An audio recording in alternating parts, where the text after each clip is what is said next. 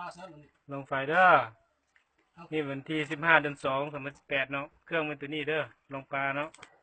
เด้อลงปลาเด้อบ่มีเครื่องแล้วในนี่เด้อโอเค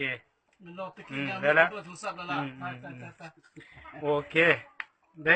เอาเครื่องตัวนี้ออกเนาะ มาเสียเจ้าอย่าไปวางไฟอยู่ทางนั้นนะยำยำไฟเด้อยำไฟเบิ่งนี่แม่เด้อปลาตัวนี้ตายแล้วเปลี่ยนปลาตัวนี้ตัวใหม่ใส่เด้อ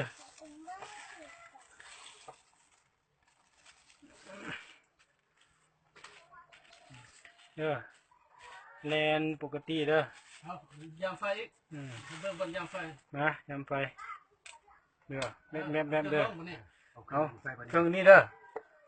เครื่องนี้ลงใส่เนาะยำไฟอีกยำไฟจีจุ่มเด้อแม่เด้อดูการนี้ก่อนละ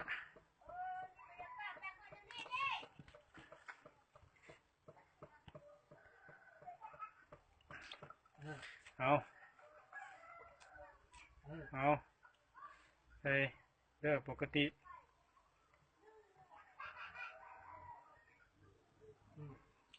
ใส่ตัวหนึ่ง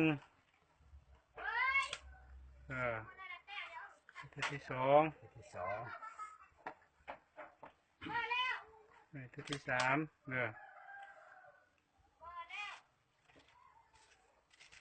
โอเคได้ละ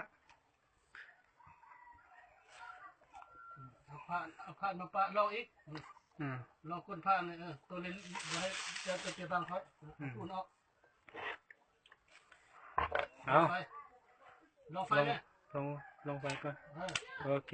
ลงผ้าเด้อนี่มูหุงอย่างเลยเด้อลงไปนี่ปกติเด้อนี่โอเคเรียบร้อยได้เอามันสำนีเด้อคุยกันไม่พอใจแล้วก็